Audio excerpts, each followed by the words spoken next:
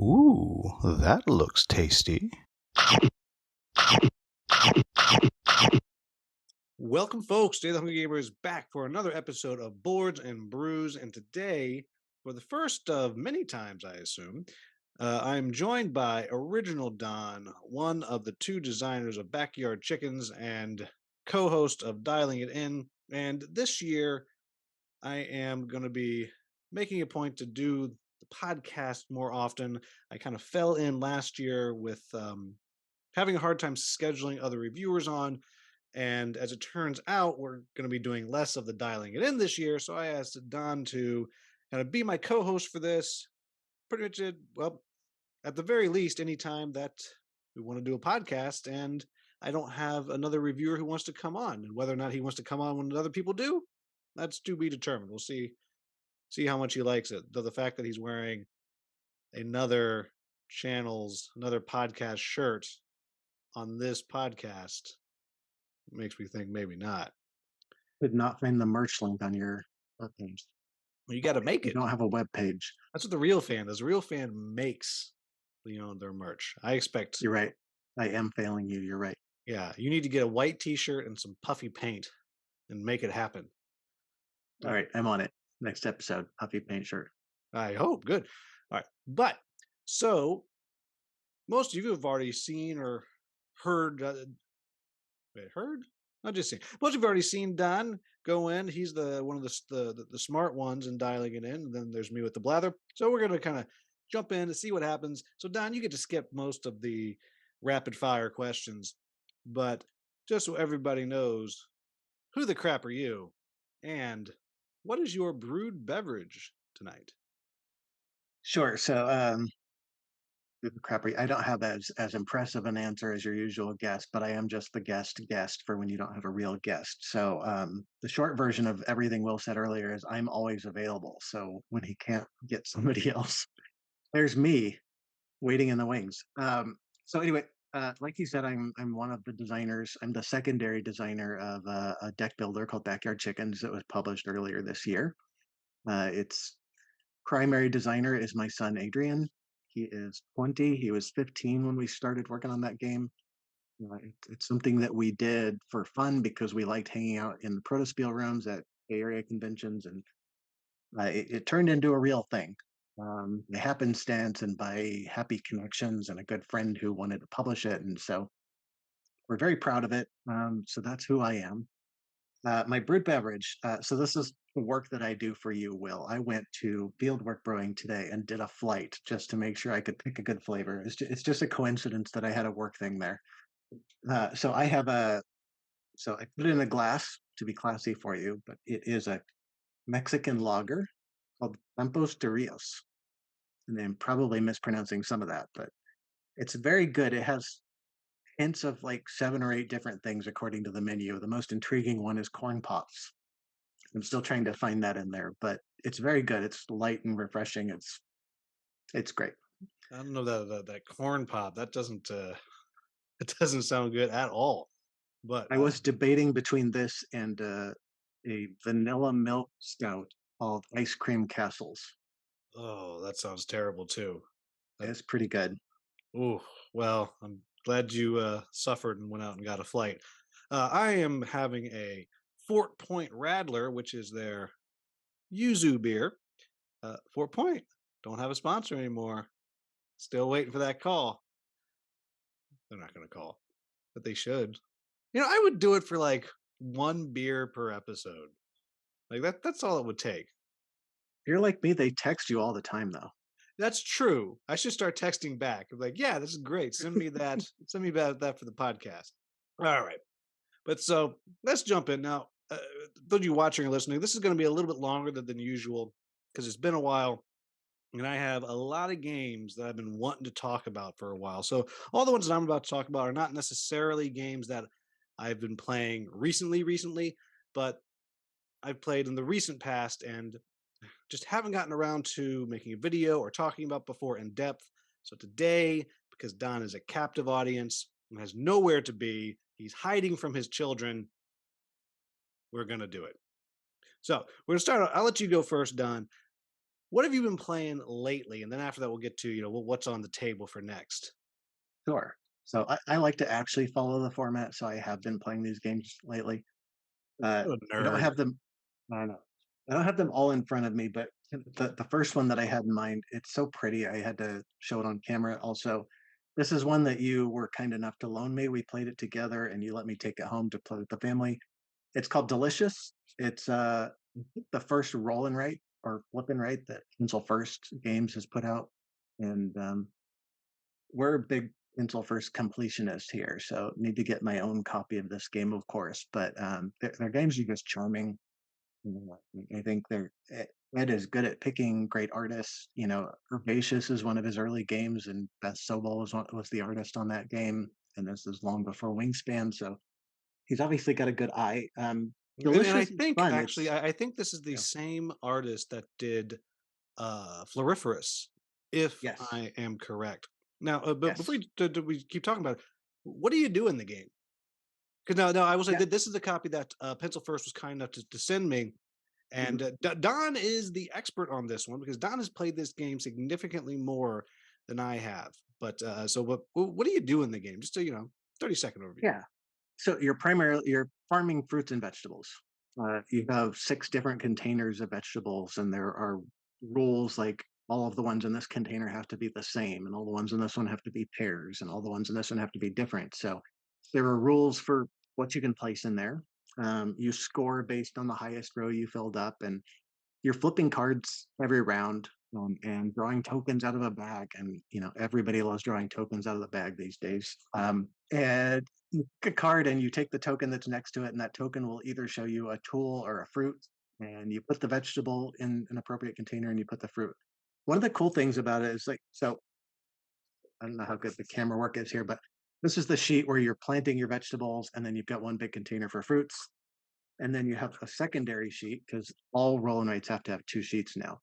Um, Unless you are based off the Twilight Imperium universe, and then you get four.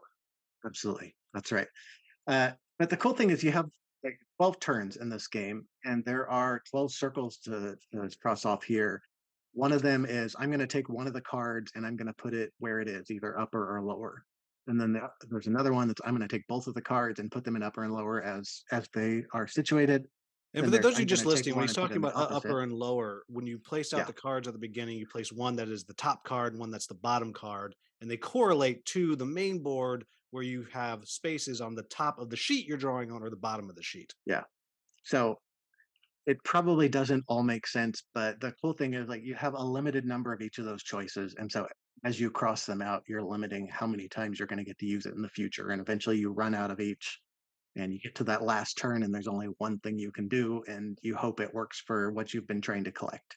Unless you're So playing like me and then you've forgotten to cross something out at some point, and then you have many, many choices at the end of the that's game, right. and you And still you're the manage to person, lose. there's only that one person that's like, wait, I have 4 circles left. How do you all have 3 circles left? So that was Will when we played it together.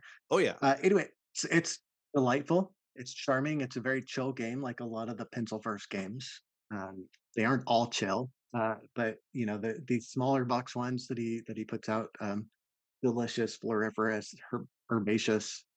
They're all very relaxing. They're all easy to get to the table, and I like this one. I enjoy it quite a bit. Yeah, I enjoyed it too. It's a simpler roll and write than I've been into lately, or flip and write, whatever, than I've been into lately. I love Hadrian's Wall. I Even though I've only played it once, my wife and I, we like Twilight Inscription, and enough to where my wife said, you need to buy this thing. So we have that, but of course that's a heavier one. And even though technically it is not a flip and write, Guild of Merchant Explorers is basically a flip and write game, Mhm. just with little wooden pieces.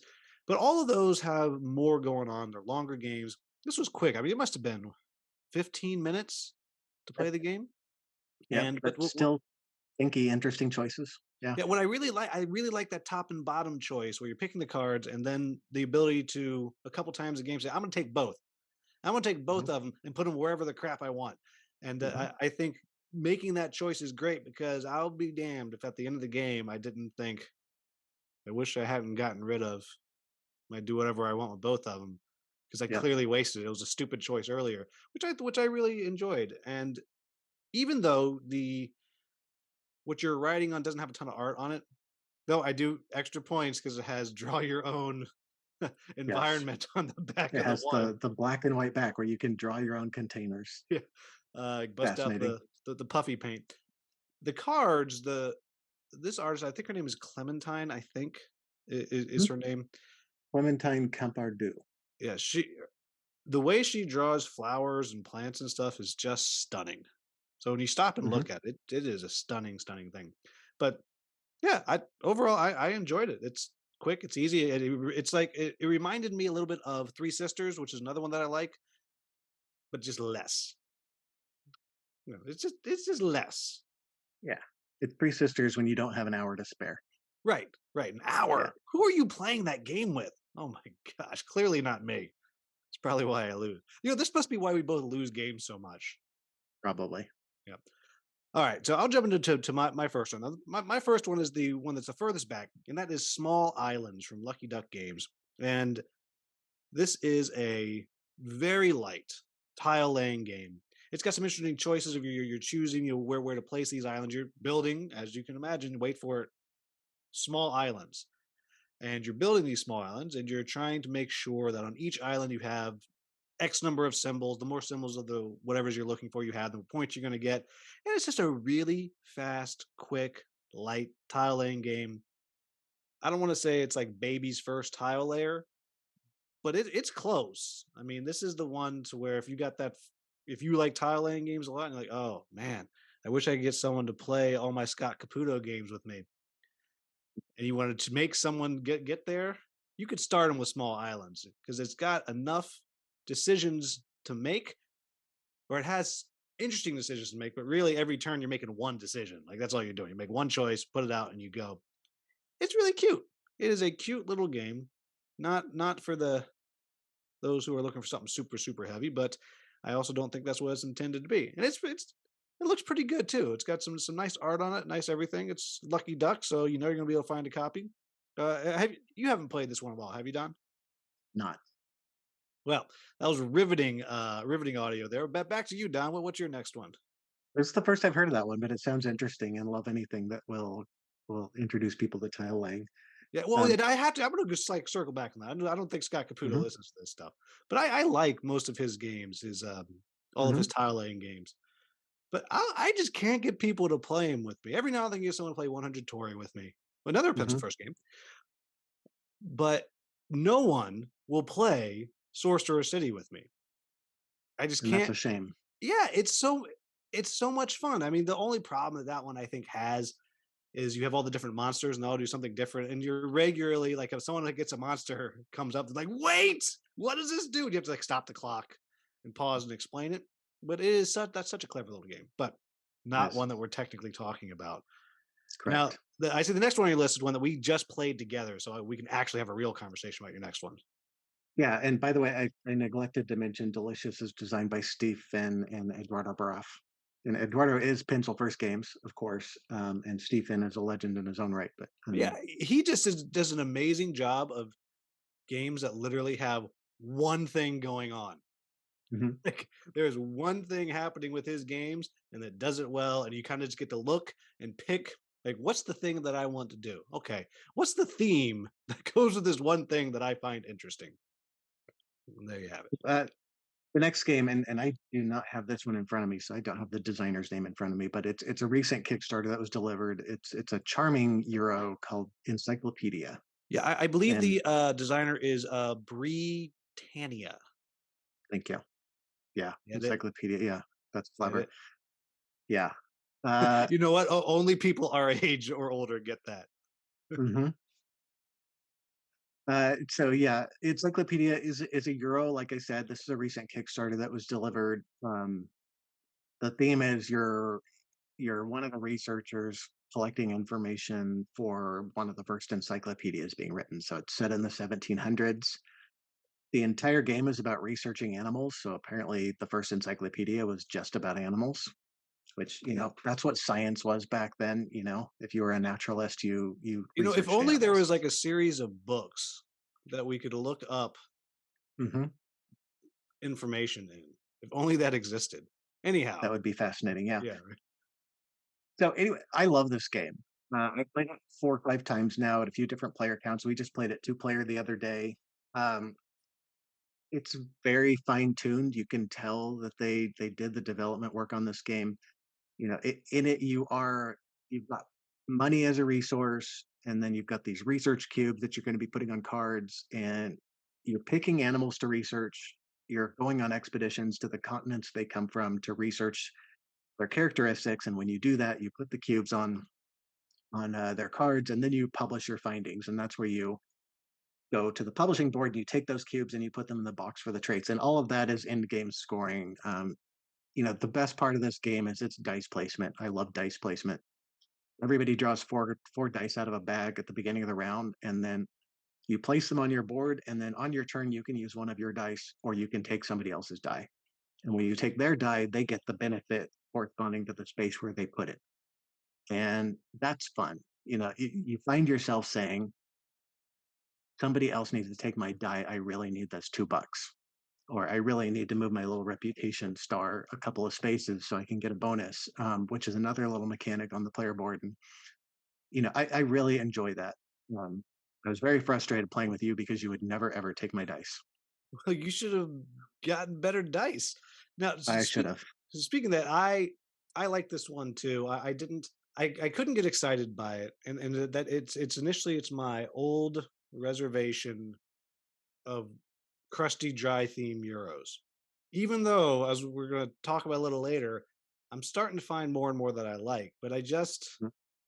have something in me that's like, oh yeah, wow, ooh, an encyclopedia. That sounds so fun. Woohoo. But it was really fun. And I think that dice placement thing where you're taking stuff from the other player if you want. It was very satisfying when you would take stuff from me. And that's not true. I did take stuff from you, but I was taking the stuff from you that gave you nothing. That's right. There's the one space that gives you nothing. So you try to put your least interesting die there. Yeah. But And it then you was, got that yep. that power to change one die to 6 every round. And 6 is the best die result you can have, of course. And so you kept taking my crappy dice. And it was beautiful. Now, everything about this game is clever, especially as you're going. You mentioned the powers I got because you're able to.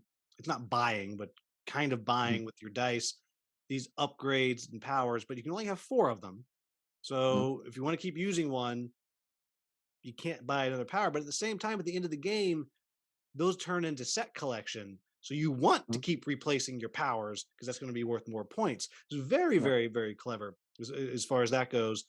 And I was thrilled that we played with, I don't know what's called, the mythic powers or the mythic creatures or, Legendary creatures. Yeah. yeah. And so meanwhile, we were researching like real animals. Oh, the tortoise. Oh, Mhm, the blue footed booby. Oh, the woodchuck. And then the kraken. So mhm. clearly we are really bad at our job because we are making like we're like the guys who Making drew the stuff up. map, the old maps, and we're Mhm. like, oh, clearly here be monsters, people. So, Yeah. but all of that very clever. The only thing that really got stuck with me, also a great production. Mhm. Like I don't know if that's a deluxe edition that you have or that's just the only edition, but it I had don't remember if there was a base game edition that has metal coins. yeah, really good, really really nice metal coins. The art, the creatures look good. Really well laid out board. But I question that the scoring goes up to, I think, in theory, 500. I think you can get Yeah. up to. I think your scoring tokens go up to 400. So in Yeah. Oh, theory, you so can have I guess 400 plus 499 points. because you can go all the way. Yes. Yeah. And we barely broke. We didn't even break 200. I don't think. And Still, I don't know if that's a player count thing because I've played a 4 player game a few days before that went to around 300. And the scores ranged from, I think, 275 to just over 300. It was a very close game. yeah, I do think it's probably more interesting with more players, with more people to take dice from, and then more people potentially taking your dice. I agree. But yeah, it was a clever game. I definitely play that one again. Yeah.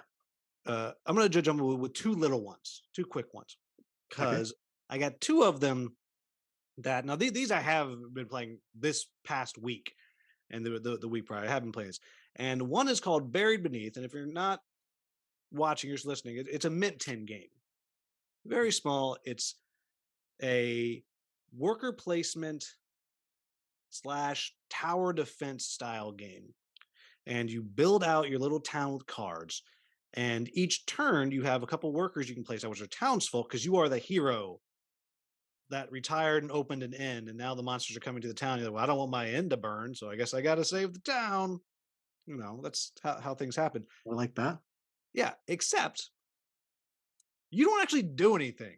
You send your workers out, and by sending the worker out, it boosts your attack power or whatever. And you send a worker out, and it gives you move, which lets you move. So I guess you're sending the worker out to get your sword, and you're like, I can't be bothered to walk. So you send a worker out to like push you in a wheelbarrow or something. I don't know. But the monsters are closing in, and the monsters where they come from kind of rotates around the town, and they destroy things as you go. It is a super, and you have to survive 3 rounds to win. It is really clever. I love everything about it in theory. My only issue is it's like an hour long. And it's not like it even says it on the box, it says an hour. I just don't know that a Mint 10 game needs to be an hour long. I feel like if I'm going to play for an hour, there's other games that I would pull out. But I guess if I was, at a coffee shop for a while, maybe this is what I bring. So I don't know. It's an intriguing game. I definitely enjoy it. It's very hard, really hard. But it's just got an odd length to it. And when you stop and think about the theme, it's a little bit like, why can't I walk myself?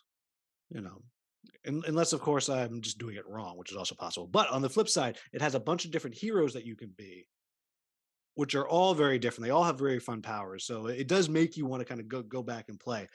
I think if you're into that solo and tower defense idea and you like worker placement, then it's like you absolutely need to look at it. It just feels long to me.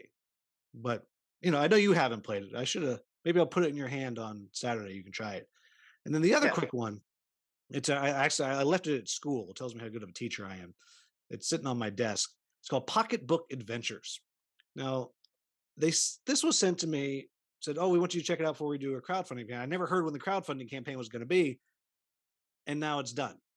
But they got late pledge or something coming, so this is fine. And this is it looks like one of those little tiny spiral notebooks you can get. Like they're the really small ones. They're like 3 inches by 2 inches or whatever. It's about that size, and it's this little grid of like little maps, and you're moving around using your pencils, drawing a path through this this map, and you're picking things up, and you have to turn in. You have to turn orthogonally, and you're moving all the way till you get to something, and you turn, you move another direction, and so you're limited with the movement that you can do, and so eventually you're running into things you have to fight. And the way you fight, now this way you fight, I thought at first like this is dumb, but I think it really works. So you put your pencil on the page in a certain spot, then you close your eyes and you lift it and try to hit it onto the target. So you know where the target is. And so if you hit it at the right spot on the target, you get, X successes or, whatever. And so I was thinking at first, I was like, well, I'm just going to get really good at it. Because I don't know about you, but I used to read the Lone Wolf books by Joe Deaver. They're great choose your own adventures, but you actually had to like fight and stuff. And you used a random number generator to attack things. In retrospect, just a 10-sided die would have been better. But in the back of the book, there's a grid of 0 through 9. You were supposed to take your pencil and wiggle around and tap it somewhere. Well, by the end, I was really good because I knew where the stuff was. I could keep always getting the number that I needed or very close to it. But each map, it moves where the target is. Ah. Like just enough to be annoying as crap. Mm-hmm. So at Pocketbook of it's a clever little thing. I don't think it is something that I would play all the time, but it's something just in my bag. I'm sitting on the BART. I'm sitting on a plane. I'm just waiting for someone to show up to join me for coffee or something. 100% I can see playing through that. It's a clever little thing. It's very simple, very easy. I guess there's no replay value unless you're going to go in and like erase stuff, but that's silly. But yeah, so that's Pocketbook Adventure. It's a clever little game. All right. I'm intrigued. I hadn't heard Yeah, of this one. it's my brother Steve, Skippy, Hmm. Skippy, designer of Lunar Rush. He tried to keep it when I saw him over the Christmas holiday. I said, you can't have it. I got to cover this thing, and then of course now I'm covering it on a podcast. So I guess I could have let him hold on to it for a bit, but I'll bring it to you, and you can play it, and you can send him pictures about how I let you play it because you're a big media man. You know, Your brother likes me more than you. That's the message I'm going to send him. that's fair. That's fine. Yeah. Because he ordered me something off Kickstarter like 3 years ago. Hmm. It's actually delivered. I still don't have it. Yeah. I actually had the opportunity to get it and review it like 3 months ago. I could have gotten it in reviews. No, my brother. It was a very, very nice gift you got me. It didn't come. Yeah, so I think I do like you better. All right. He's out of the will. Well, All right. obvious. All right. What's your next one? So Oh I'm my so I gosh, this your next one. You've been banging on about this thing for like 2 years now. and I'm going to talk about two as well because I had one of these on the list and then we happened to play the other and there's a connection between them. But whenever I see, the very, very frequent Facebook posts like, what is the hidden gem that nobody's heard about? What is the most underrated game? I always say Majesty for the Realm, which is this game here. It's by Marc Andre, who is the designer of Splendor. And Splendor is a fantastic game, but I prefer this one. Um, it is a card drafting game. Um, Everybody has a set of cards in front of them that make up their village. It's like a little panorama, and each card is a different building. And there's a little market of cards in the center of the table, and you're taking a villager from that market and putting it in your village. And then each building scores based on its type of villager, and you play that until everybody has 12 villagers in their city, and then you do some in-game scoring. So it's a very efficient, quick game. It's easy to get to the table. It's a good filler. It's good for, we played it the other night just because we had just finished a longer game and we wanted to do one more thing. And it's that game. Like it's easy to remember how to play and get it going. And you know the scoring is really cool. Like the first card is a mill, and for every miller that you have there, you get 2 points. So the more you add, the more points that building scores. The next one is the brewer. For every brewer, you get a couple points and a meeple. And the meeples are what you use to buy cards in the market, Century Spice Road style. If you want the first card, it's free. If you want the third card, you have to put a meeple on each of the first two. So it's like you're sending people out to recruit the villagers. I don't know. They're meeples for some reason instead of coins. So each of them kind of gives you something a little different. A couple of them score for that card and the two neighboring cards. And so it's a neat little mix of scoring, but my favorite part of this game is the scoring.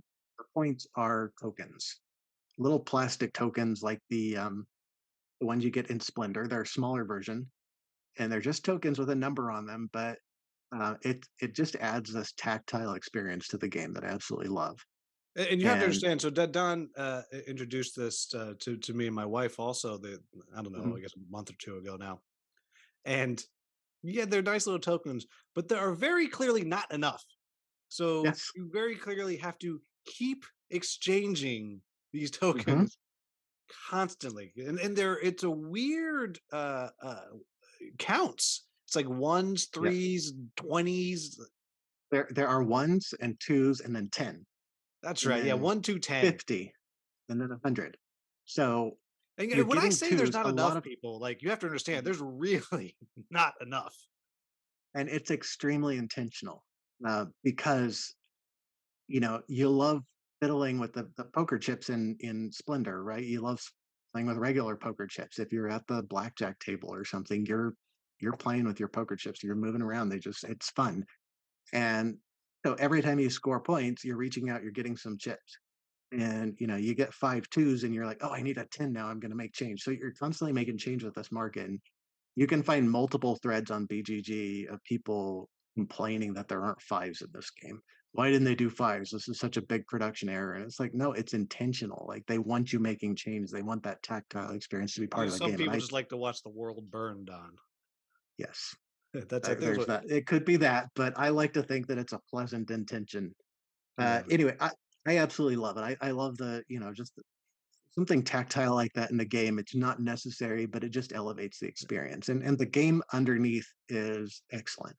Yeah, So it was fun. The only thing that I'll toss out there is mhm, I made the table so irritated when we played, and it yes. wasn't intentional.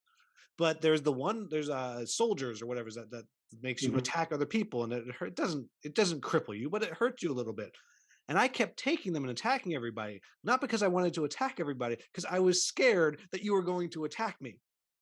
And it mhm. worked in my favor, I think. I think I got second place. I may have won. I don't know. Second place or won, but the dirty looks I was getting from my wife Yeah, also. so I was playing it with Adrian, my son, and his boyfriend Corbin the other night. My wife Jessica came in just as we were about to start playing. I was like, "Hey, do you want to play?" And she's like, "No." I got so angry last time we played that game. Will kept killing my people. But she should So get better it people, you know? lasted. It clearly lasted. Well, yeah, there's that. So and it's not like a real take that kind of a thing, right? Because if you get a knight, and you're attacking all the other villagers, and then there's also a guard house, and if you have a guard there and somebody puts down one knight, then your guard protects you. Nobody gets hurt. But if they have two knights and you have one guard, you lose your leftmost villager, and they go to your infirmary, which is the last card. And if you don't get them out, they're -1 point at the end of the game. And also, they're not producing points for you as long as they're in the infirmary. So it's not an end of the world kind of a thing, but it's still like that tiniest bit demoralizing every time it happens. So Yeah, and there's that, I think it was kind of a death by a thousand cuts type thing Yes. because it just kept happening, and they just kept coming out perfectly for me to get them easily, Mhm. and I was just really scared of everybody. I was like, no, I'll attack. Best offense is good defense. Now, so sorry, I made a mistake. This was not the game you're always banging on about, but I played this next game that you're talking about. This is the one that every time just about you play, you'll send a picture to our little chat group like, "Have you played this?" And the So answer this is is still no. Barony. Yeah, Barony, also by Marc Andre, which we happened to play last night, the day after we played Majesty for the Realm, and this is his area control game, and it's a game that, few people have heard of, and they will all rave about it, and most people have not heard of it. I don't know what year it came out. It's not that long ago. It's from Madago, so it's a French publication. It has an expansion, so it was at least successful enough to get an expansion. But it's a very clean, well designed, efficient area control game. It's all known information. Like there's no randomness in the game other than, it's got hex tiles that you deal out randomly to build the board in whatever shape you want at the beginning of the game. Usually you aim for something rectangular or oval shaped, There's a but lot of people that draw dirty stuff with that, I'm sure. Yeah. but that And now so next time you play, you're going to because now you're going to think about sure. it. So that's the one random bit of the game is you randomly build the map at the beginning. But after that, everybody has 5 castles, a certain number of villages, 2 strongholds, and a number of knights. And you have a certain number of actions available to you, and you can do one per turn. One might be recruiting knights out onto the board. One might be, turning all of your knights into villages or strongholds. So you spread your knights out, and then on a certain turn, you're like, okay, I have enough out there. I'm going to turn them all into buildings. And when you do that, you get resources, which are just these little shields. It's interesting graphic design. It's interesting art. It's not the flashiest thing in the world, but I wouldn't change it. I think it's great the way it is. It's got a certain character to it. But yeah, the resources are just these little shields with pictures, and you get, more valuable ones from farms than you get from mountains. It's like they're worth more points. And then another action you can do is turn one of your villages into a castle. And you only get to do that twice per game because you start the game by putting 3 castles out on the board. and you Because take turns doing you that. clearly make the mortar with the blood of the peasants, and there's only so many Absolutely. peasants to go over. That's Yeah, right. Yeah, yeah. this is guys. I read an encyclopedia when Don and I played a game. I know how things work. So it's everybody starts with the same stuff. You know what everybody has, and it's very, I always say chess like. It doesn't feel like you're playing chess, but in that everybody has the same actions available, everybody has the same pieces available, and it's all about what is that person going to do? Do I need to block them? If I send my guy over here, are they going to kill him? Because, if you have one knight in a space and somebody sends two of their knights in there, they kill your knight, it comes back to you. So If they send two knights into a space of your village, they burn it down and they steal one of your resources. it's So very disrespectful. Yeah. yeah, So here's my they shouldn't have question. built there. That On was your this space, side, that clearly. that is true. We Hmm. do blame the victims. Yeah. Um, when you play games with Don, uh, what's the king making potential like? Because I mean that's what people really go on about, especially if you play one of these games at 3-player count. Mm. I think, for one thing, this game, it doesn't go on long enough to create king making. This is especially I think at 3 players, we played it in, I don't know, 45 minutes last night.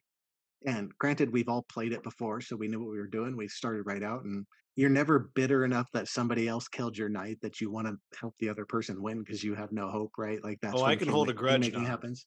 I can hold a You can, grudge. but like I'm saying, this game is not long enough for your grudge to It's matter. okay. There'll be another game. I'll hold it.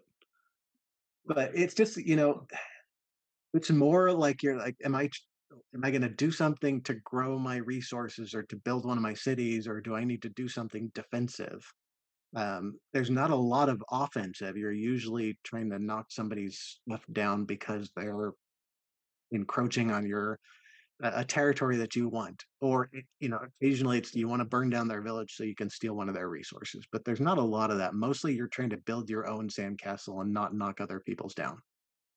But that threat of attack is kind of what adds a little bit of tension to the game that makes it really fun, right? You can't just go wherever you want because somebody's gonna snipe your guy. And it's really fun. It's a nice tight space. There's no turtling in the corner. One of the fun actions that you do maybe once per game is can't remember what it's called. It's something like adventuring, but you you can have two of your knights in a space. You remove one from the game, and the other one can go any edge space on the board. So it's questing or something like that. So it's a way to get out of an area that you're stuck and go start over in another space, or Oh, that's interesting because I've never yeah. played. Well, I've played like once.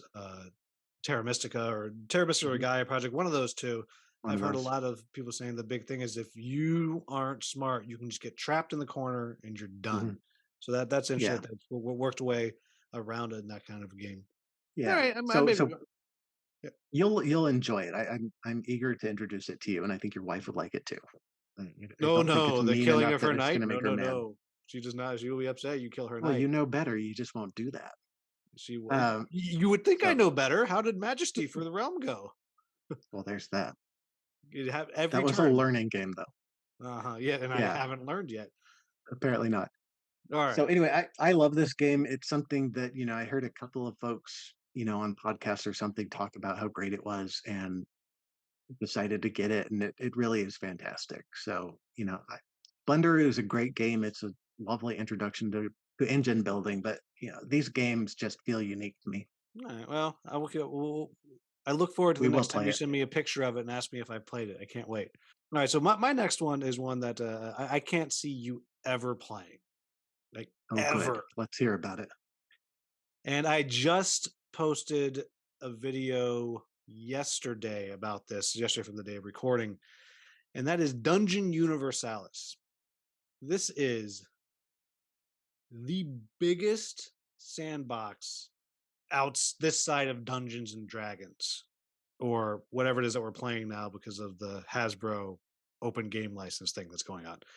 It is this massive, not quite Gloomhaven sized box, but close game where you can do anything you want. It's got a rule system to it, and it's got a rule for everything. Like, go ahead and I bet you could name something, and I can tell you, yes, there's a rule for that.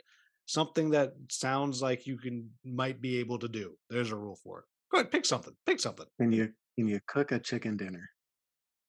You can't. I don't know if you can cook it, but you can definitely go eat it. You can definitely go to the tavern and eat it. Close enough. And I, it's there. It is possible that you can get a chicken companion. I don't know that for a fact, Oh, but it that's is even better. possible because the stack of companions is like this thick, and I haven't even gone through all of them. So that's a definite maybe. That is a definite Okay. maybe. But there's modifiers for anything. So if you're interested, is good. Go watch the video because there's so much stuff. But for example, you want to shoot somebody. You want to shoot the bad guy. So you have your bow. Great. On 2 dice, you got to roll a 10. You roll your 2 dice and you add your range attack value. Don, you're really good at it, so we'll say you got a 4. You got to roll a 6. But here's the thing, though, Don. Did you move? Of course you moved. Did you move more? Because if you move, that is a modifier. You get a negative. Did you move more than half your movement value, Don? You did. You did. So that's another modifier. Oh, is it more than 6 spaces away? Because that's a modifier. Is it more than 12 spaces away? That's another modifier. Hmm. Are you shooting them in the back? You would, because that's how you do things. That's a bonus that you have. And that is just for shooting. I'm not even talking about what if they have a shield, because then there's more modifiers for that. What if they've cast a spell recently? There's more modifiers for that.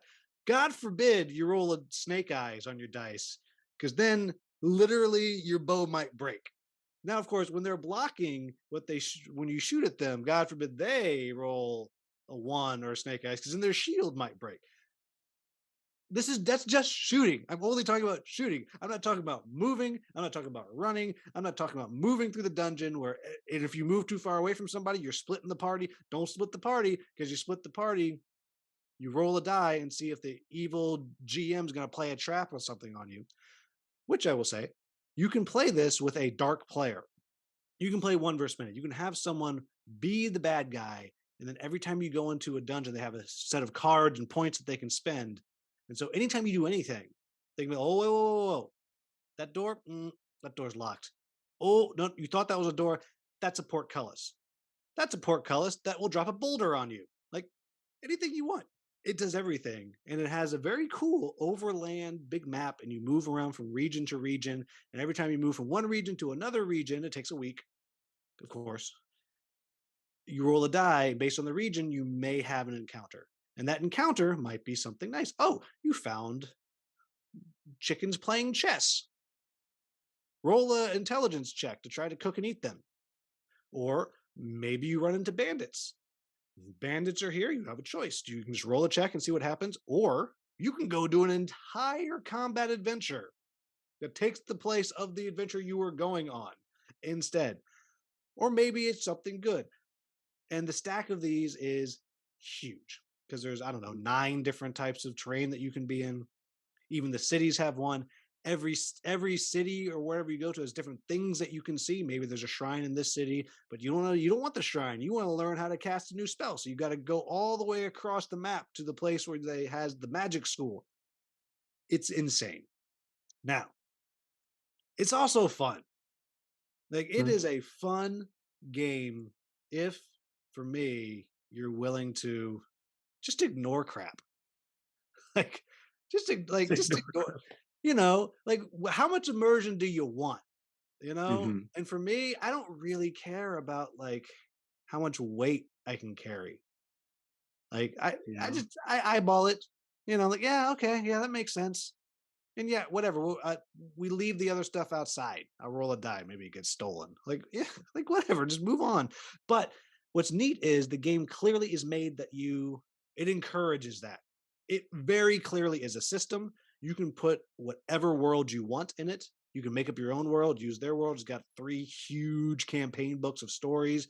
And as you just discover more stories, like where I just stopped, I'm following the main quest. I just got to a point where I have a choice. I can continue the main quest or I can go do a side quest. But that side quest is flagged to where it's like, no, you're not only starting a side quest, you're starting a side campaign that I can go off Hmm. and follow that for. It's crazy the amount of things that you can do. I didn't even talk about character creation. There's like 40 races that you can be and another like 40 classes, and each one of those has like 50 different skills that you can get. So playtime is 4 to 6 weeks. It yes and no, because each of the campaigns now, if I choose to go to a campaign within the campaign, it'll probably be 18 games, Mhm. 18 quests, but that's not that long. Some of the quests are an hour. But that said, I've played, I don't know, 20 hours of this thing and I'm maybe a Hmm. third of the way through. It's fun. It's really unique.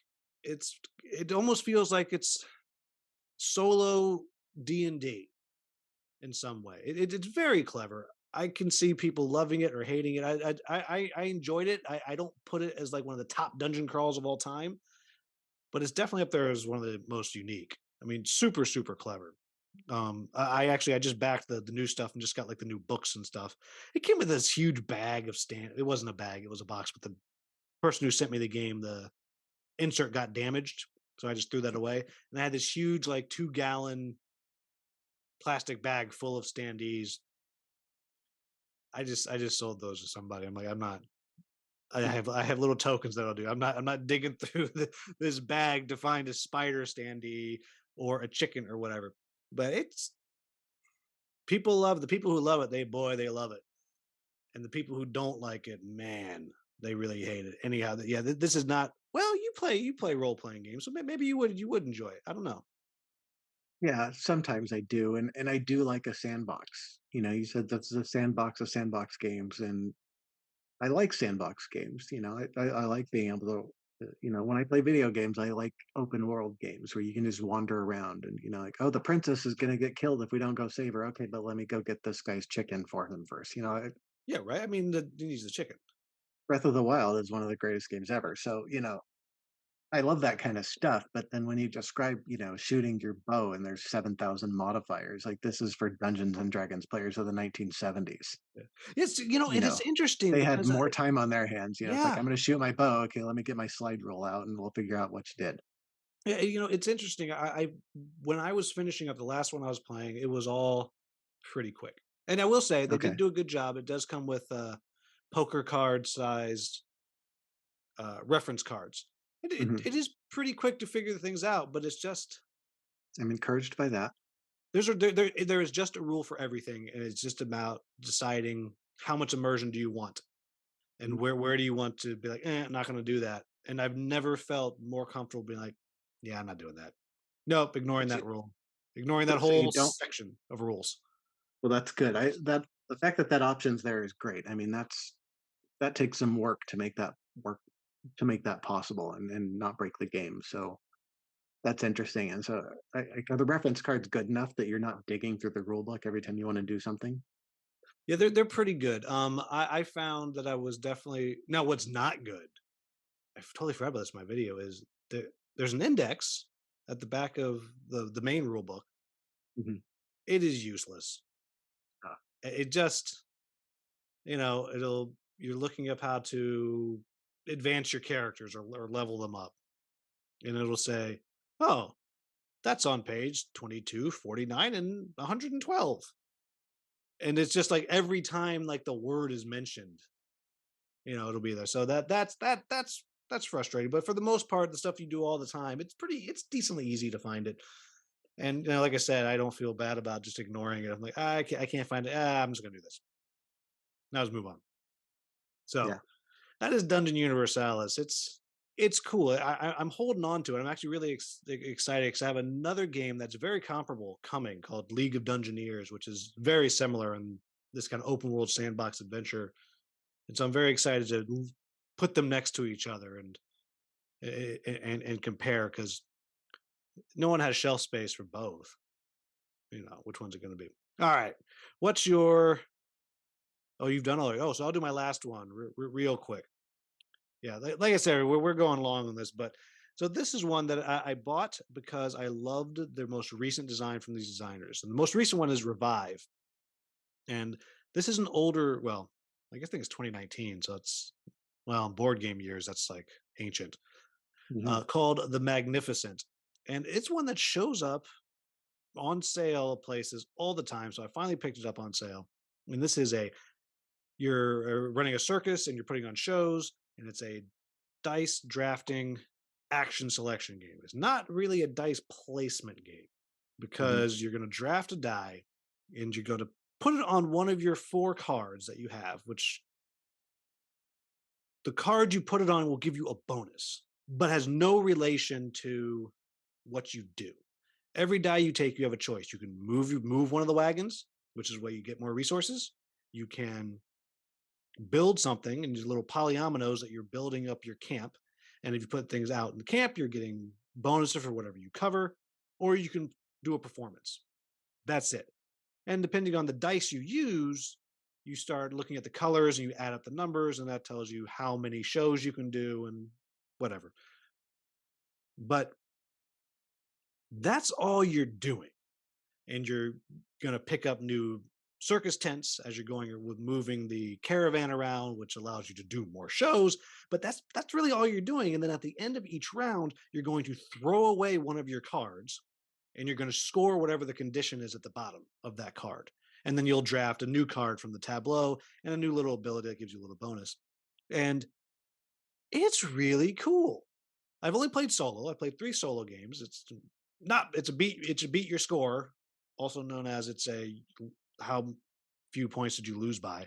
Because it is I can't you're supposed to get 200 points. The closest I got was 160, which is not, that's a big percentage away. But it's a really cool game. It's a cool enough game that I went looking for the expansion, which you can't find anywhere.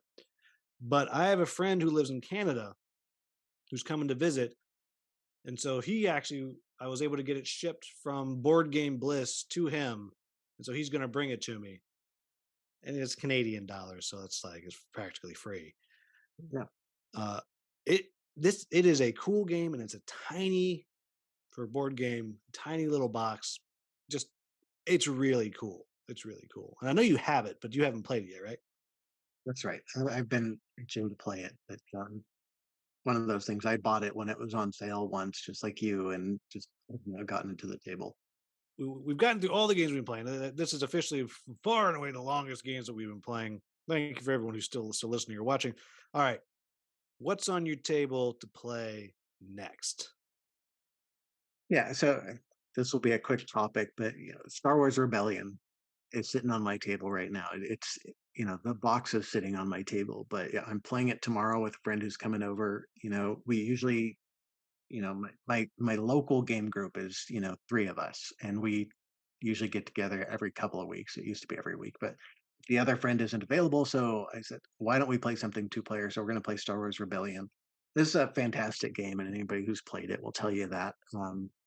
It's one of the games that I bought in 2020, when everything was shut down, and I thought I should go buy one of the expensive games at my local game store because they're barely open and they, need some help. And so it's one of those games I So got you then. I played it. single-handedly kept the store open. That's right. Well, I bought this and Feast for Odin, so Oh, they made a ton of money there. I paid retail for both.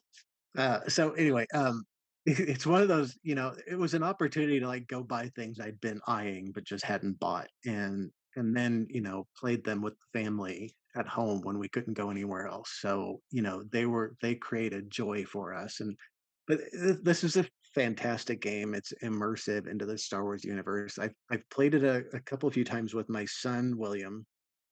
He's the only person I've played it with so far, but he is a big fan of Star Wars Risk, which if you've not played it, it's nothing like regular Risk, which is not the best game in the world, though I loved it back in the 90s. Star Wars Risk is a recreation of Return of the Jedi, and you're either playing the Empire or the Rebellion, and the Rebellion is fighting as Luke Skywalker on the Death Star and moving ships around in the center board and moving the little rebel group on Endor to go to go destroy the shield bunker and all that. So he loves that game. So I was kind of dying to see what this was like, and we loved it. And he always plays the Empire.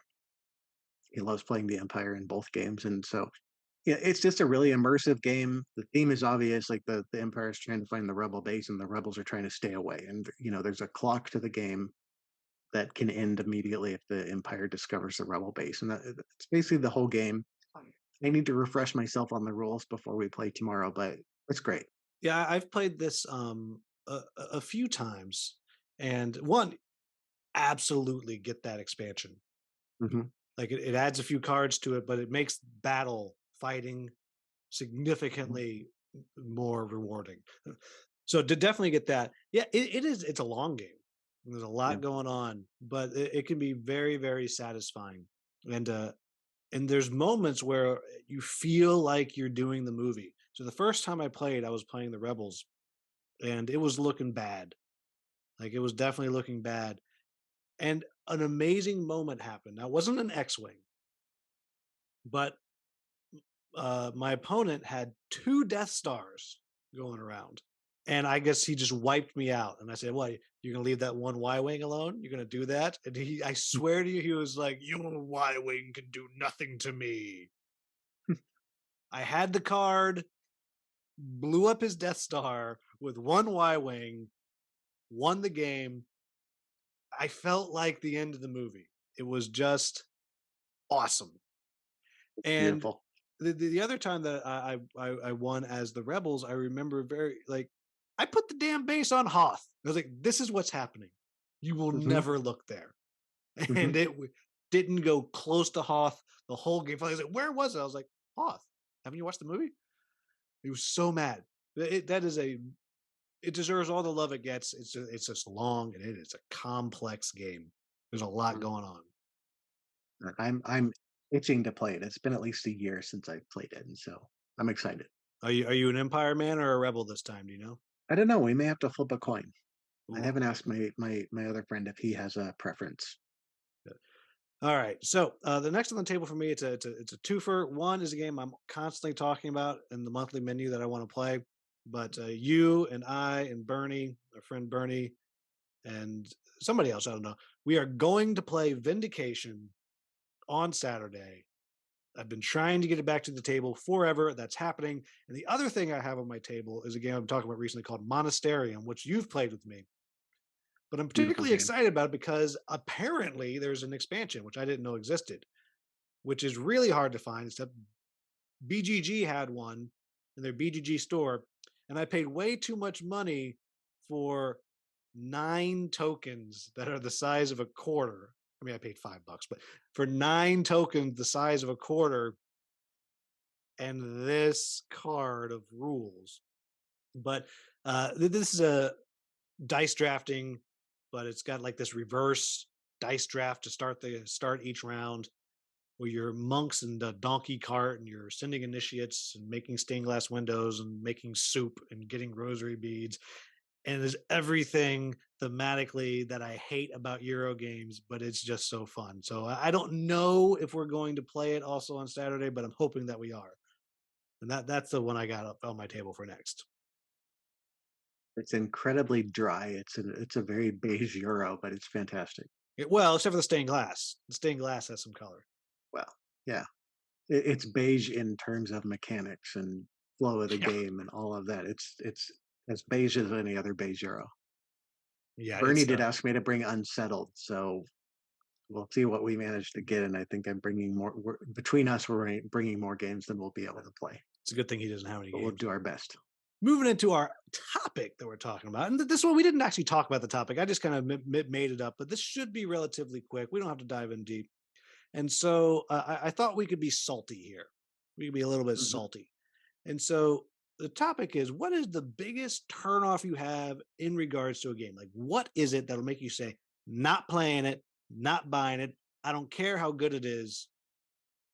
What is it that'll get you every time? Or as the kids would say, what would make you nope right out? Did I say that?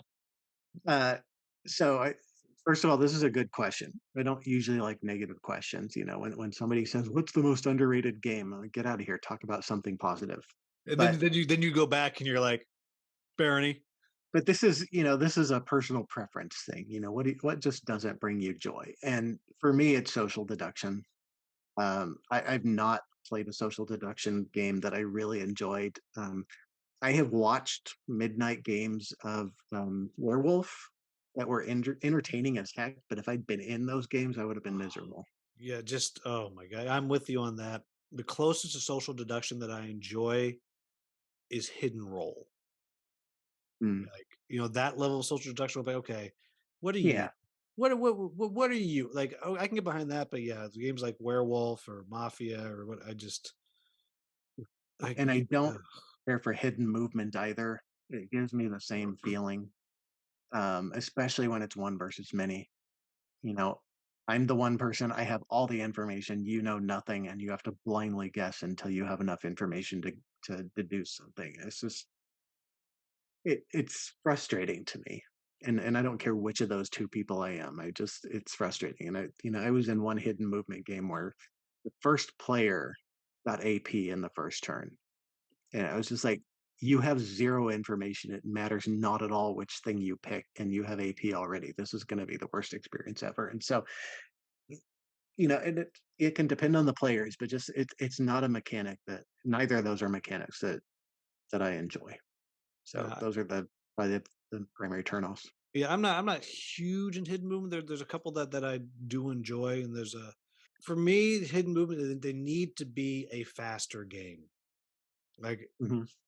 if we're going over 90 minutes, I'm not interested in a hidden movement game. There's a few that do that. Um, so I'm a little more maybe my things are a little more petty, Mhm. a lot more petty. So the first one is if it is a designer or a publisher that is one on the wrong side of history about something, Mm. I'm out. I don't care. No, not interested. Or has personally wronged someone I know. I can't get over it. And we've talked about it, I know but this about you. and I just cannot. I can't get over it. I look at him like, yeah, but you were such a jerk to whatever. Now, for a little clarification, I'm not saying that like people have to be like, oh, you're so wonderful, but just be a normal human being. Don't be an arrogant prick, and I'll play Mhm. your game. But man, when people are arrogant or rude or whatever, I'm just like, I don't. There are so many games by people who aren't jerks. I'm gonna go there. So that's one for me. And yes, everybody, their stories. And no, I'm not going to say them because I don't want to get blacklisted by anybody. And the other one is any game that is leaning into that 80s style fantasy art, chainmail bikini. Mm. I just I don't need that. Like I guess I'm old now. I don't know. Like I don't need that in my life. Now, I'm not saying the game can't have sexualized characters. Sure, if everybody's sexual, I got no problem with it. If that's your art style, and just like you got a picture of Don with his 12-pack abs and huge muscles, just like strolling around in the winter with no shirt. Okay, That if is every fantasy, you're right. yeah. Well, I just assumed that's how you got married. Like I assumed that was what Mm. you did. You just strolled around with no shirt until someone's like, "Mine." Pretty sure that's how dating works back in your day. Mhm. Um, I don't have a problem with that, but most often it's in fantasy games, and it'll be the female characters are wearing three strings and holding a thimble as a shield, and then everybody else is in full plate armor, and that just I there's so many other games again that are probably doing exactly what this game is doing, maybe with some variants, and I wouldn't feel awkward playing with my niece or Mhm. having someone see me playing. Like Agreed. I'm not a prude, but it's like you also don't see people sitting out in public like reading a Playboy magazine. You know what I mean? It's like you get weird looks. So those are the only two things for me. I just no, I just I'm out. I'm out. Right. Those are both extremely valid, and I agree with you. Fortunately, the list of designers slash publishers who wronged somebody I personally know is a short list, Yeah, and that's hopefully true. it's a It's shortish it's list not for long. you. Yeah, Um, it is not, it's not a long list, but it just, and the wrong side of history list is maybe slightly longer, but still not long. yeah, yeah. You know, Yeah, I there think are the issue notable with people the out there we don't need to mention, but yeah. yeah, I think the wrong side of history list, it's just the people on it have swag. Like Mhm, they have games and that have sold very well in the past. And so it becomes that thing. Oh, yeah, well, but separate the art from the artist. So mhm. sometimes, and sometimes you just It's get a still different yeah, artist. yeah. you know, Sometimes the artist makes you feel icky enough that you can't enjoy the art anymore. Yeah, that's a real thing. So yeah, there's a few folks. It's like you hear people still who are like, "This person is clearly awful." And by the way, this is my number 7 game of all time. And I can't rationalize that. It's fine if others can, but yeah, I agree with you on that one. it must be because we live in California. It must be a California thing. It's probably that we're lefty liberals. Yeah, people in the middle of the country are like, are just who are we kidding? They're not listening. They're not watching it. I bang on about this stuff all the time. All right. So, this is usually where we have our sponsor break. Fortunately, we don't have a sponsor this year, so I'm going to say check out the channel membership. Now we're going to talk about our featured game, and this is one that is in some ways kind of special because both Don and I are buddies with the one of the two well, we like Brad too, but we're closer buddies with Peter Vaughan of Cardboard Alchemy and also of Luke Laurie, one of the designers, also now his son Maximus is credited as a designer. So we have gotten to actually play this game for several years now in different forms because I believe it was 2.5 years ago when the first prototype showed up at one of the local conventions. I think it's definitely been at least 2 years. So we've had the pleasure of playing this for a couple of years, and so it's pretty cool that we're able to actually talk about Andromeda's Edge from Cardboard Alchemy, which is probably hitting GameFound a week or two after this episode airs. So here we are, Andromeda's Edge. Don, give us the fast and dirty on the theme of Andromeda's Edge. Yeah, so the theme is space exploration and competition.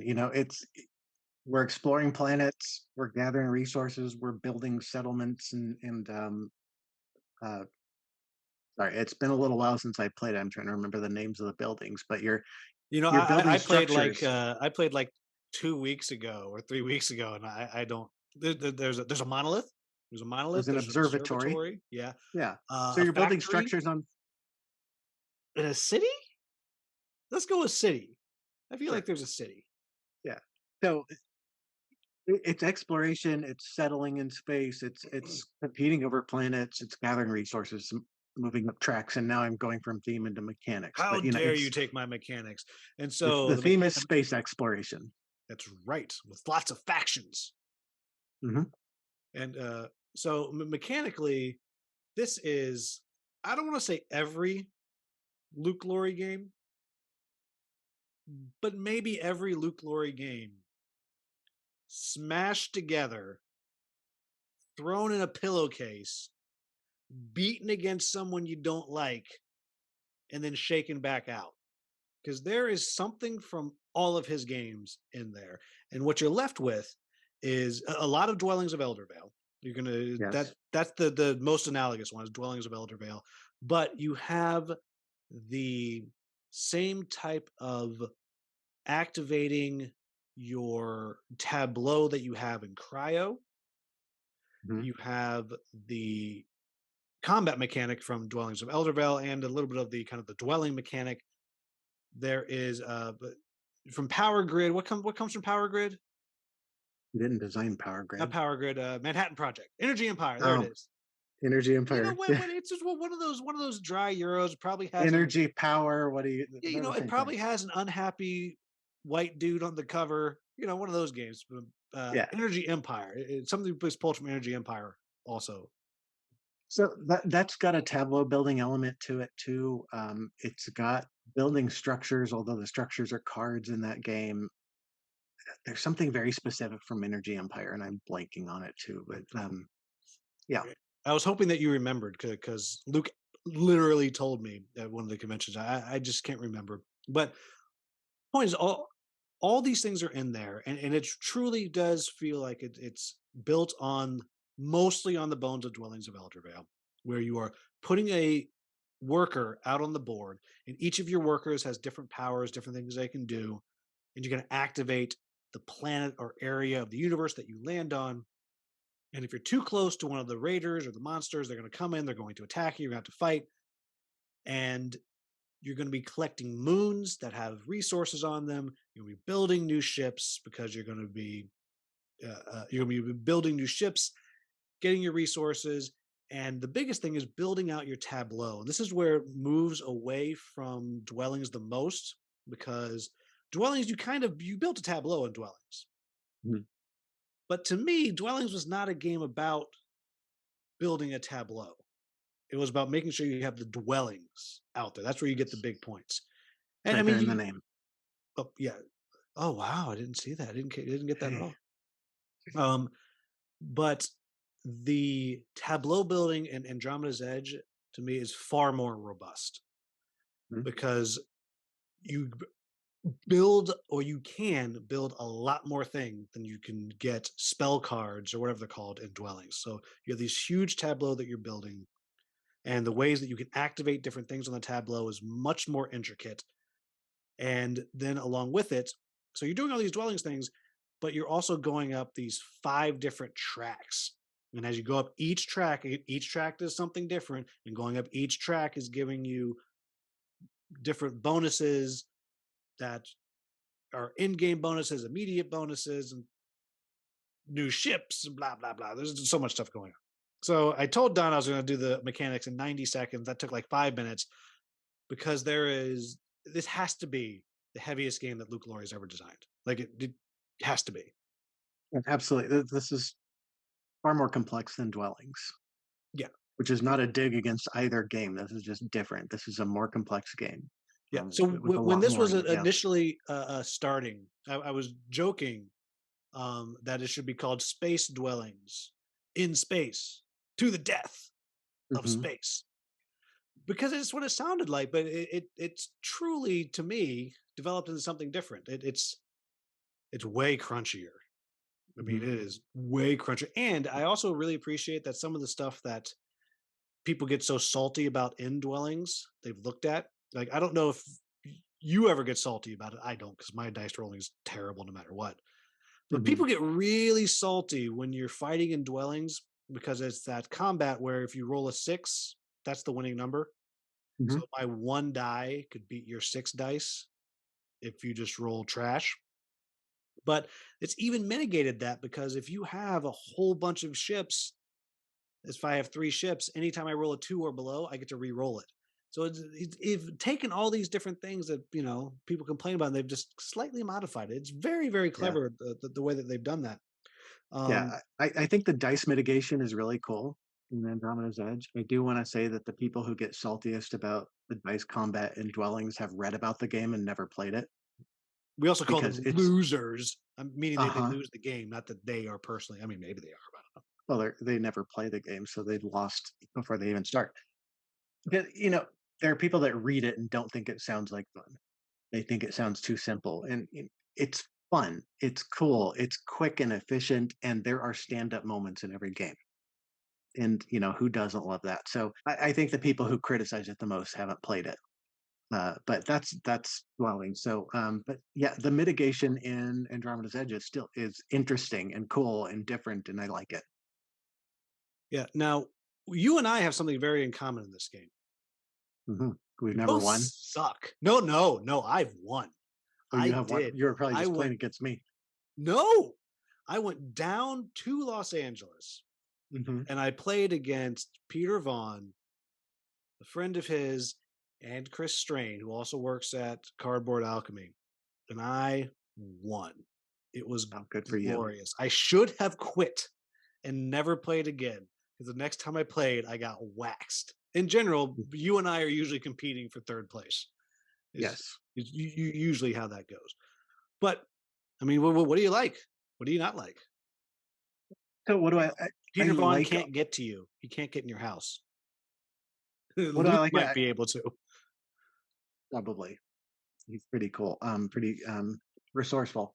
Honestly, my favorite thing about this is how it throws in a little bit of every one of his games. There's one I think that's missing, and it's because there was an element in one of the earlier prototypes, and people, I was commenting on it that I didn't think it added anything to the game, and he Oh, said I know what you're talking about. it's the only thing from this game, Yep, and yep. it's now From gone. yep, there's a thing. I'll call it out. It was a thing from Whistle Mountain. Yes, It which is had, a phenomenal game, it had to but do something with getting negative points at the end. And everybody was like, yeah, "That sucks, getting negative points." yeah, and you had to distract yourself from the rest of the game to go do a thing to avoid those negative points, and so it's something that works amazingly well in Whistle Mountain and just didn't feel right in this game. So I think that's the one that's missing. I think the Energy Empire thing is how when you take an action, it can trigger all the things that you've built on your tableau. Oh yeah, yeah, because yeah, if you do your reactor, you trigger the entire row, and then you can use energy Hmm. to trigger other things. Yes. And in an Energy Empire, if you take a green action, you get to activate all your green buildings, Yeah. assuming you have the workers and energy to do that. So and Energy Empire, by the way, is one of my favorite games. Yeah, Um, you find you actually you talk about it so much. I finally played it because I would trade the Mediterranean before I make power. Like, mhm. that is Yeah, I get that, but but it was fun. it's But great. I love it. It's just such an efficient game, and it's it was one of the first times I was really impressed by a rule book, and I don't know if that's Luke's doing or the publisher's doing, but it was one of the first times, Luke doesn't write rule books. Rule books write him. relatively early in my gaming life that I sat down and I read a rule book and I understood exactly how to play the game. And I'm better at that now than I used to be, but back then that felt like a miracle to me. And I sent Luke a message immediately, like this rule book is so good. Anyway, that's Energy Empire. That's a departure, but anyway, I think that's what my favorite thing is because I like Luke as a designer and I like all of his games and the fact that there's a little bit of all of them in here is fantastic. And there's nothing that is extraneous to me. Yeah, And I know the game's not done, but there's no stuff you that just doesn't belong. yeah. Well, and to speak to that, like it's not as if there's not much going on. There's a lot going on. There This is is. a game that I mean, honestly, it's probably 4 games before I could play it and be like, okay, Mm. I know what's happening here. I see what's going on.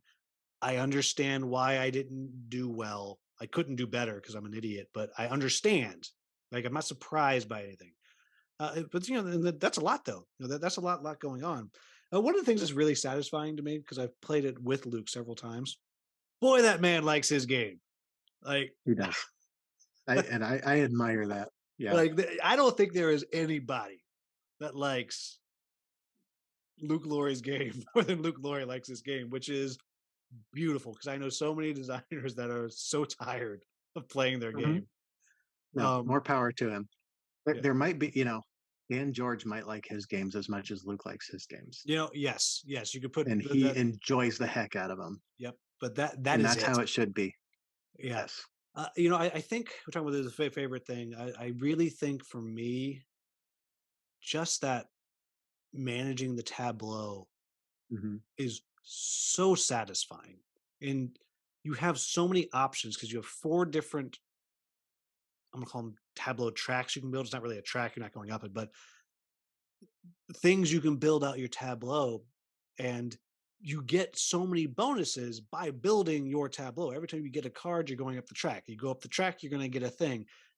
Mhm. It, it's really satisfying. It does that thing that I like in a lot of roll and writes, like I mentioned Hadrian's Wall before, where every time you do a thing, you get multiple things, Mhm.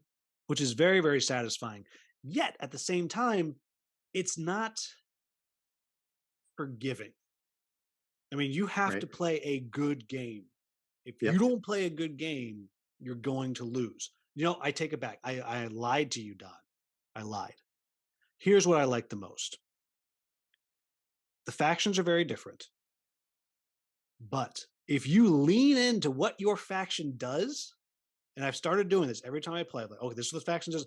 That's what I'm doing. Whatever I can do to do this the most, it is exceedingly satisfying. And you play a completely different game every time. All the factions are ridiculously overpowered. So that means nobody's overpowered. And it is a blast because it adds a level of replay without changing the game. If you just do what your faction wants to do. And Dwellings does that too, which is why I like Dwellings. Like the first time I played Dwellings, I didn't win, but it was real close. And I remember Luke taught the game, and at the end, he's like, "What did you do?" And I was like, "I just played like a goblin. Goblin saw an area of order, so I went and I crapped on it. Meaning, I went and I build my stuff, and they were like, "Oh, you did this, this, this, this, and this." I was like, "Uh huh." No, I was a goblin. Mhm. But even more so in this, it really kind of pushes you into that. And there's the factions are great. There's even a Flamecraft Dragons faction that I think is a stretch goal. That no, I think is a if you actually back the game, you get. I don't know, but Then it's there, awesome. yeah, it might be one of those free for people following the projects kind of things. I'm not sure, but Sandara Ting is doing the art for that, right? Yeah, yeah. Of, I've seen of the art for the Flamecraft Dragon. In fact, she's also doing some of the other art as well. oh, I didn't know that. I know there's like a space dragon. I don't know if it's a faction or a monster or whatever, but I think she did that as well. Um, it's good. You know what's funny? I know Peter Vaughan right now is watching this or listening to this, and he's just like clenching his fist, like, "No, that's not how you get the thing. Don't say that to the people. Now people are going to say, 'But I followed. Where's my Flamecraft faction?'" So everybody, if you want the Flamecraft faction, all you have to do is go outside, spin around 4 times, and shout to the sky, "I love bread dragons." Mhm. And Peter Vaughn is nice, and somehow you'll get it. So just make sure you go do that. Guaranteed. Yeah, Yeah. absolutely. And join Will's channel membership. Oh yeah, yes. The mighty three. Um, Yeah. all right, I but thought of something else. So the other thing that's from Energy Empire, sorry, is the event thing. You know, when the event card flips over, one of the tracks that you've gone up has scores, and that happens in Energy Empire as well. You know, when the those global event cards flip over, one of the areas scores based and or sorry, one of the environment scores, and if you have too much pollution there, you're not going to get as many points as other people, and so that's clearly right out of Energy Empire and that's into also it's a this very gaming. satisfying part of Andromeda's Edge because one of the, like it's Mhm. very very easy to manipulate that deck. It's you build one type of ship and you can go into the region of space that lets you look at the top 2 of those cards and then bury one and then put one on the top.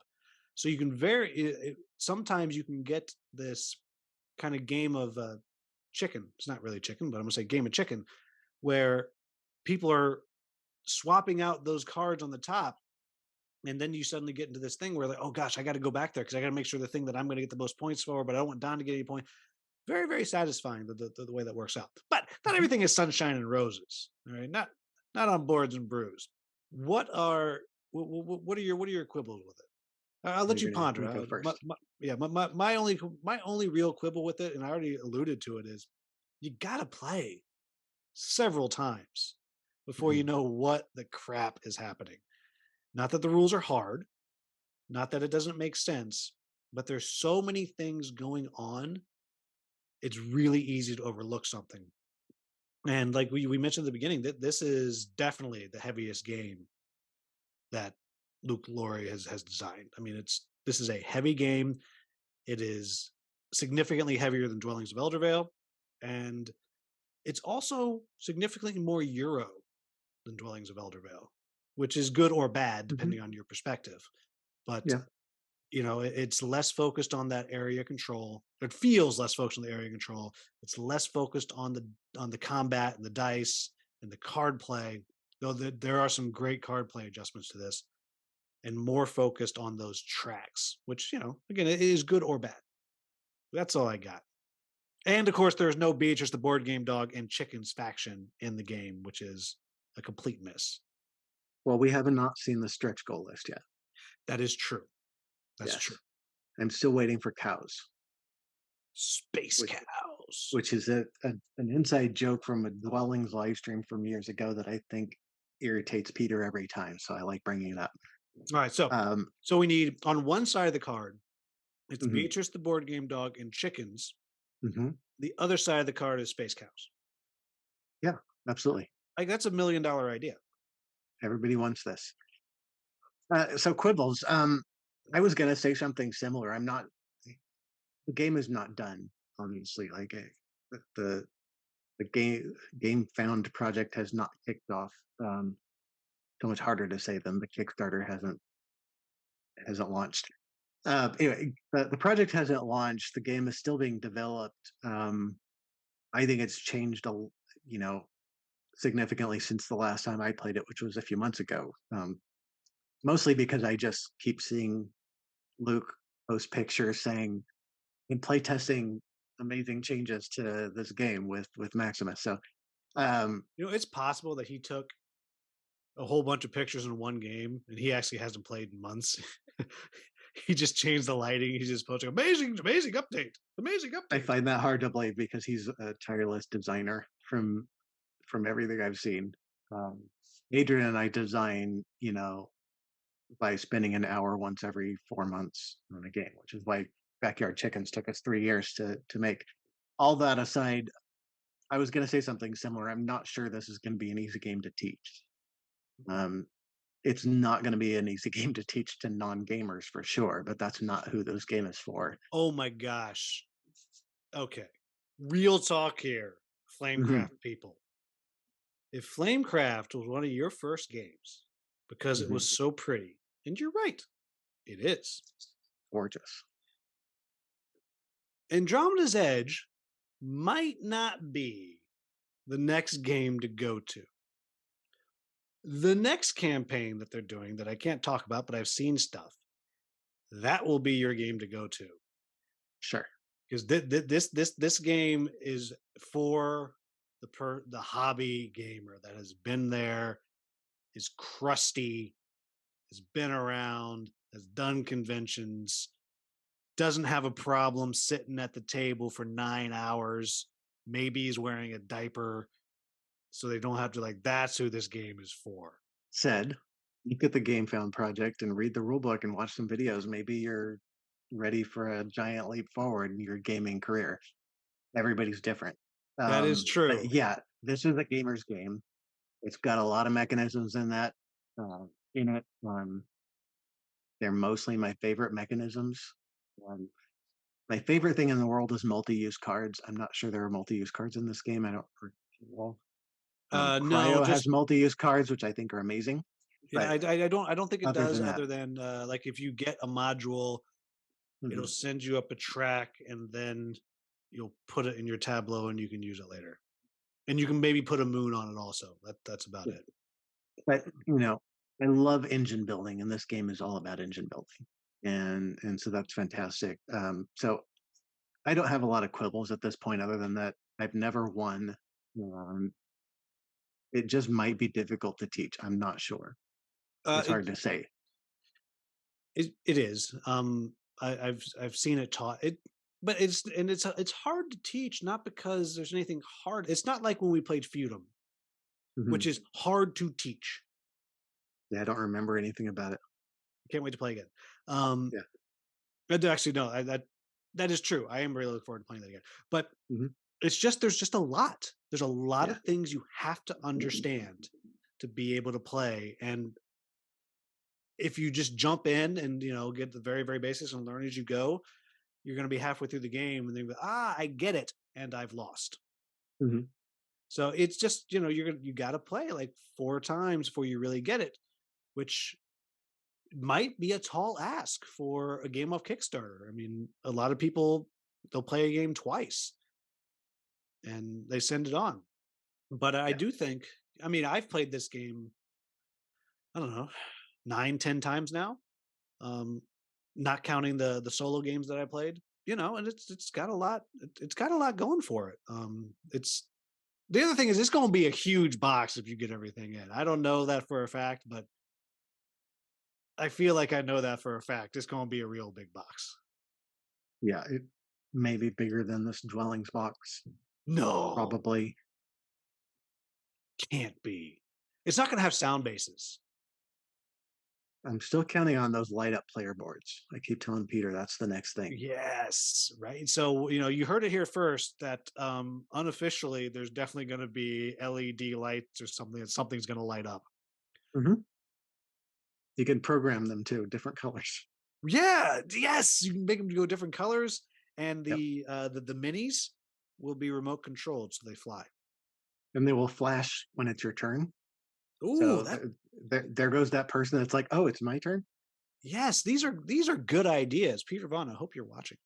Let me bet. Um, all right, so now, but before we cost Peter Vaughan more money with designing our nonsense, what's your 2 3 sentence pitch for Andromeda's Edge?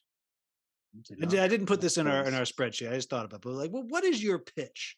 You're at the convention, you're playing the Yeah. game. Some guy walks up and he's like, "Oh, what's this? Should I go buy this now?" So you can't take dwellings and space Dervale to the death. That's already yours. Space dwellings Space dwellings of space of Space Dervale, right? to Space the Dervale, not death, Elder Vale. to the death with an exclamation mark In space. in space. Yeah. You'd Exclamation. think I'd have this down by now. I've heard it I so know, many right? times. What is my couple sentence pitch? This is an engine builder with a bit of area control, um, some hand management with the they're not magic cards in this game, but I can't remember what they're called. Um, Tactics. Tactics cards, thank you. And just a lot of disparate mechanics that work extremely well together. It's a nice system. That was not eloquent, but that's how I feel about it. In space. In space. Right. All right. So, everybody, Andromeda's Edge coming to GameFound in January. Later this month. Yeah. Yeah, in January. You can just go to cardboardalchemy.com. I'm sure they have a link to it, so you can sign up to remind me. And Don, thanks for joining. We'll definitely have you back. But since we don't have a guest, you are left with, what are your words of gaming wisdom? I forgot about this part.